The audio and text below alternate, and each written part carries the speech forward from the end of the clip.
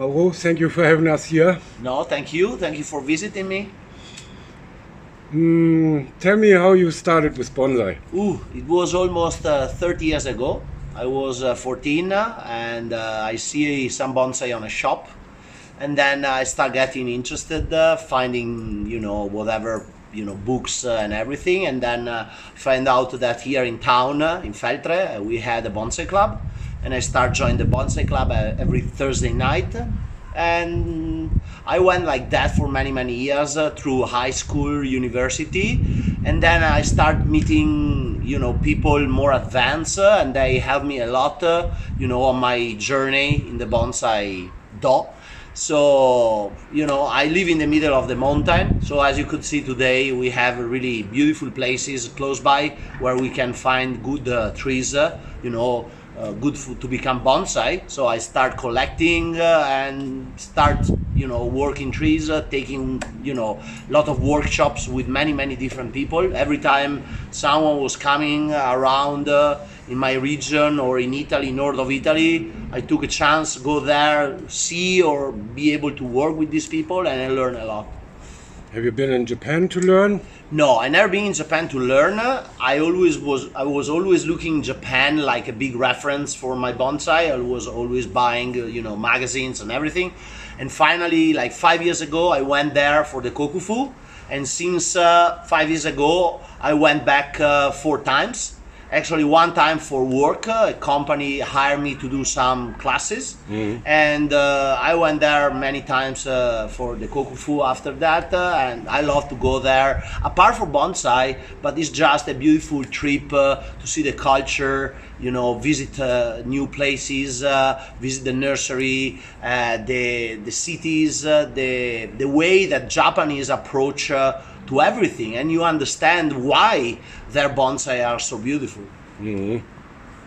But you kind of have your own style in bonsai. Some trees look like Japanese bonsais, but I think when I was on the way in the mountains today with you, you are mostly inspired by your beautiful scenery here and the trees you have here. I love trees with a lot of character, so very twisty trunk, hollow trunk, strong character, because it's what I'm used to see in my mountain. The environment here in the mountain is very harsh, and you could see mugo pine grow very small, thick and twisted.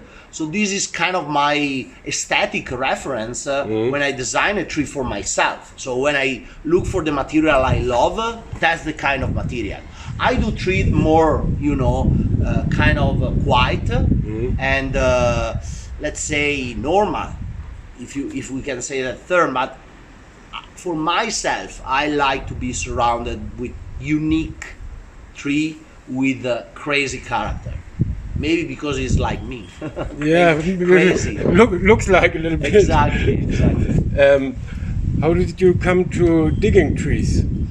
So I knew from the guys of the club that you can go around here, the town, and find interesting trees for bonsai. So I start going on the bed of an old river, and in the edges there were rocks and stuff, and I found some little trees. And then one day, the guy who became my master, Enrico Savini, I met him in Arco, actually, probably more than 15 years ago. And he said, you are so close to the Dolomites, why you don't go just up, and with the elevation you're gonna find a lot of good trees. And I went there, and it was true.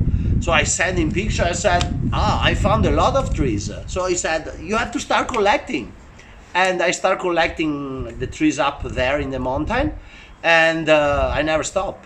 It's like addiction. I love to go in the mountain. I saw that today. Yeah, I love to go in the mountain and find a good tree.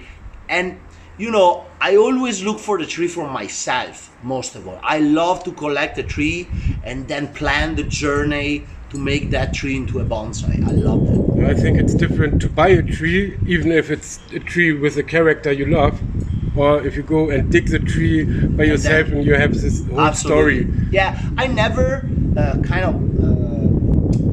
square myself into that. Some people say I only do the tree that I collect.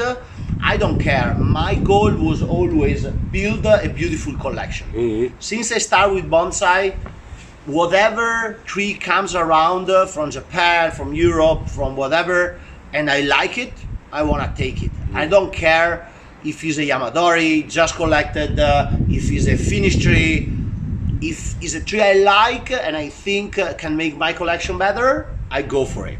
And for sure, as a bonsai, artist, I'm always looking forward to create a tree.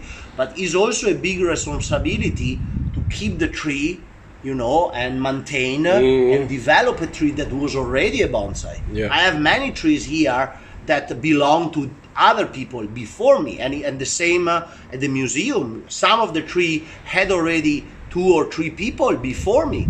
So it's a responsibility to keep that tree in good shape and also evolve that tree in terms of maturity and also in terms of aesthetic. Because everyone has his point, and I have my aesthetic, so I change a little bit the tree, so yeah, it's a responsibility, but it's part of the bonsai journey. Yeah, it's a big responsibility, Sure.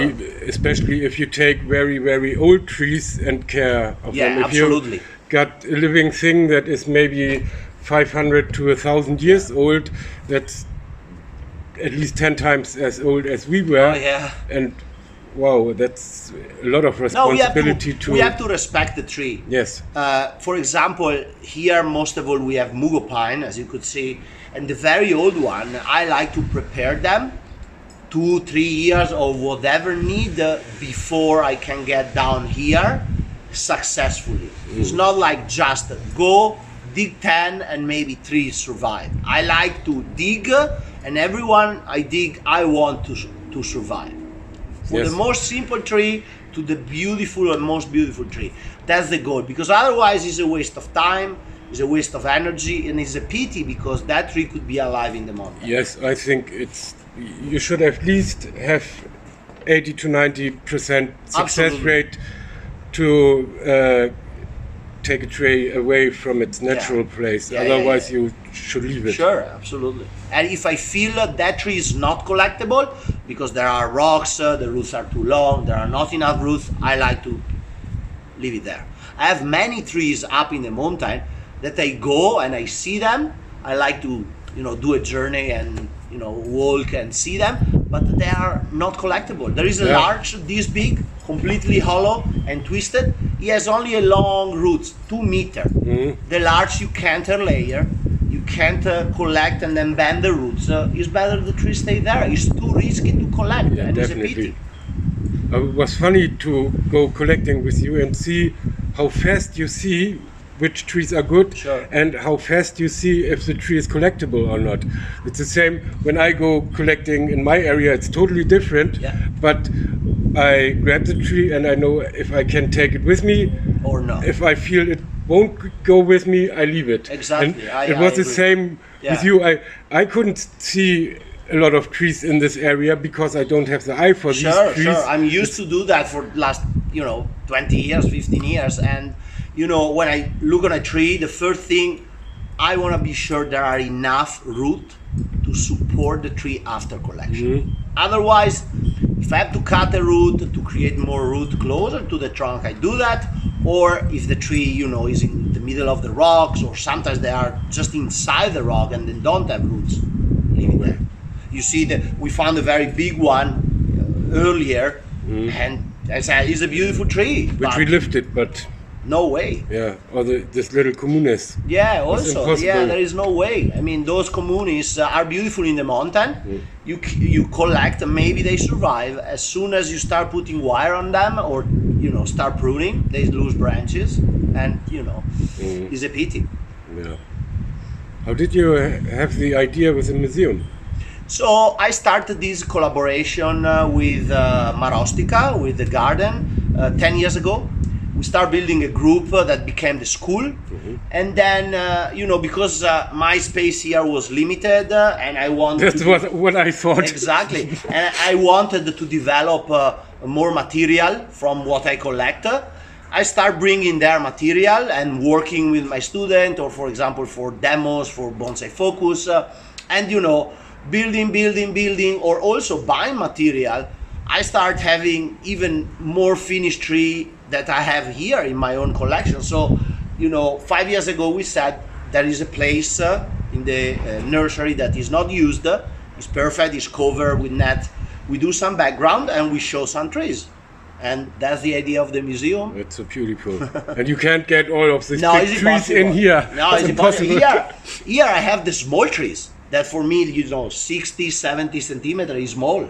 You see at the museum, I have the 1 meter trees that need 3 people to move. I had a customer, he has a kind of terrace on the roof of the house, and he has a big Niwaki, Japanese pine, and it was no more strong, it was not Weak. healthy condition, it was very weak.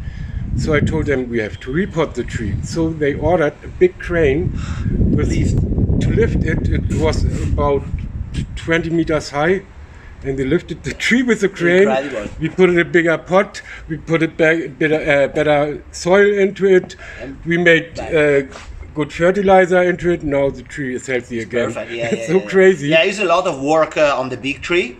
Apart when you make them, because need 2 days generally to style between dead wood and bending and wiring everything. But then is the maintenance, because when the tree get on a certain level of maturity, you touch the tree and control a couple of times a year. But when the tree still have big wire on and everything, there is a lot of work, because as soon as the wire bite in, you have to remove, and then you have to control, and then you have to repot. The repotting is more frequent the first years, because you have to work the root ball as you work on the canopy, 1 year shift. And then, maybe after 5, 6, 8, 10 years, the tree is done. Then you slow down a little bit the maintenance, because the tree gets more mature. So the amount of maintenance is a little bit less. But it's a lot of work. And I'm so lucky. I have so many students. They come there, they help me. We do a lot of job. I teach them, and they give me free, working. Yeah, it's great that you don't have to wire all the trees by yourself. No, I love to wire. I sit in my workshop here when I have to refine a tree for a show and stuff like that. For 1 day, no problem. I love it. But doing with people is something that I really I like. Yeah.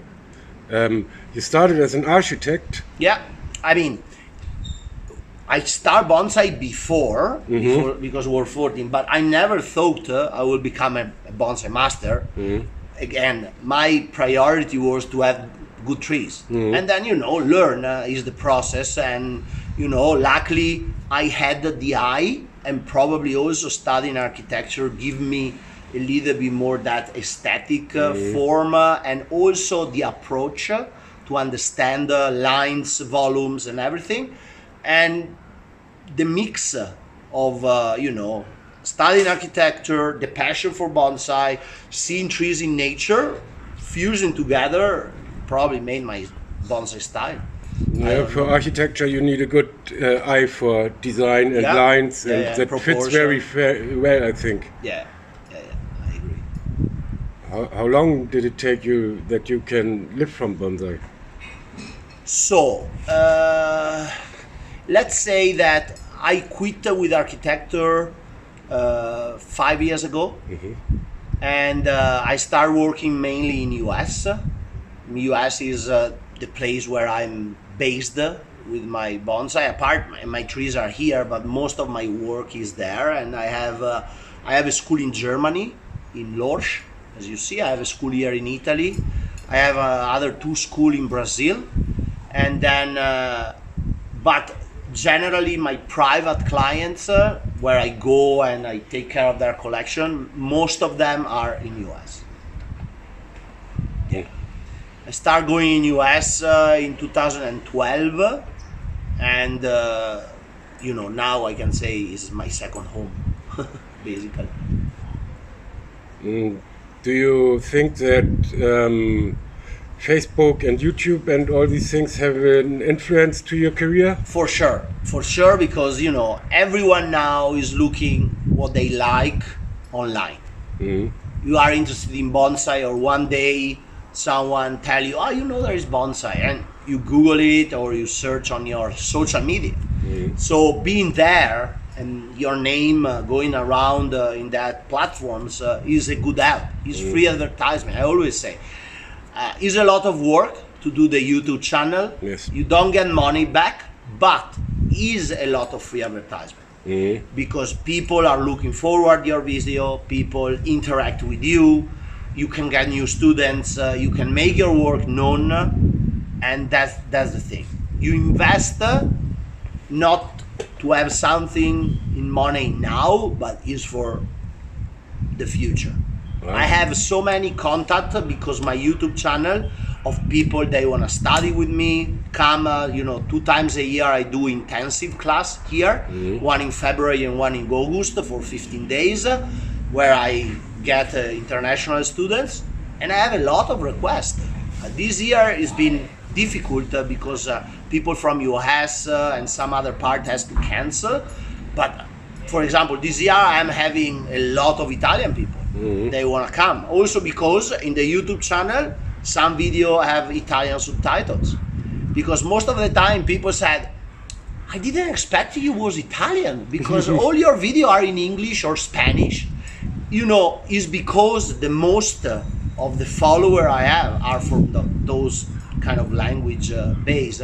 That's the reason. And English is the general language, so because I want my bonsai to be spread out as much as I can, if I only relate myself to Italian, that will be not enough. But I always try to do videos in Italian because I care about the Italian bonsai community. I love to go at the Italian Bonsai Show. I like to do demonstration for the Italian Bonsai Association, the UBI, because I want our group, our Italian bonsai to grow. I want to help.